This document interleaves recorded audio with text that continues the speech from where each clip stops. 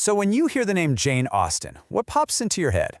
I'm guessing it's witty heroines, maybe some brooding gentlemen, elegant ballrooms, sharp, classy social commentary. But what if I told you that before all of that, there was just utter madness, melodrama, and a very, very confused cucumber? Just listen to this line. They told me Edward was not dead, but they deceived me. They took him for a cucumber. I mean, let that sink in. Who do you think wrote that? Some surrealist poet, maybe? A modern sketch comedy writer? The absurdity is just, it's off the charts. But the author? I promise it's someone you would never, ever guess. Yep, that line was written by the Jane Austen, the very same woman who gave us Pride and Prejudice. And here's the thing. Before she became this master of subtle romance and irony, a teenage Jane Austen was writing some of the wildest, most hilarious parodies you can possibly imagine. See, as a teenager, Austen wrote this whole collection of stories that we now call her juvenilia, basically her early stuff. And in these stories, she wasn't trying to write the next great romance, oh no. She was busy tearing the popular books of her day to absolute shreds. And her main target was this literary trend called sensibility. So what was sensibility? Well, it was this whole idea that having these huge, overwhelming, and very, very public emotions was a sign of a good and noble soul. The more you cried, the more you fainted, the more you just fell into total despair over the smallest thing, well, the better a person you were. It was basically emotional performance art, and you can just imagine young Jane Austen rolling her eyes and finding the whole thing completely ridiculous. So, naturally, her first target was romance. Let's take a look at how our early characters handled love. Hint, it wasn't with quiet dignity. It was with the most impractical, over-the-top, hysterical behavior imaginable. Okay, so here, Austen is taking that romantic idea of living on love and making it completely literal.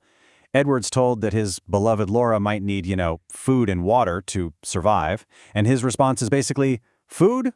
Why on earth would she need food when she has my love? It's such a perfect jab at the idea that passion alone can actually sustain you. And love in these stories, it wasn't some slow burn.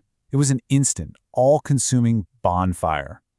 This character has known Henrietta for a whopping 1 month, but he talks like he's been through a lifetime of epic devotion. In Austen's parody world, there's no getting to know you. You just see someone across a room, and bam, your soul is theirs forever. Done deal. And this is the brilliant downside to all that emotion.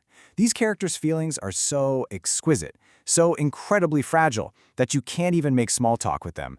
You can't start any other topic. You have to walk on eggshells because you're terrified that some random comment about the weather might trigger a full-on emotional meltdown. It's like navigating a minefield of feelings. So if you thought the way her characters fell in love was absurd, oh, just you wait. The way they handle tragedy is even better. Austen takes the extreme melodrama of grief from those sentimental novels and just cranks the dial all the way up until it shatters into pure comedy. So, let me ask you, if you're living in this world of sensibility and you're faced with just terrible, awful news, what is the proper response? Do you process it quietly? Maybe talk it over with a friend? Nope. There is a very specific and very dramatic procedure that you have to follow. It's a simple 3-step process. First, you weep. But, and this is important, in vain. Then you sigh, also in vain. And for the grand finale, you faint. Austen actually writes that when one character didn't come back, the heroines could not support it, we could only faint. It's not just an option, it's a required, almost theatrical performance of sorrow.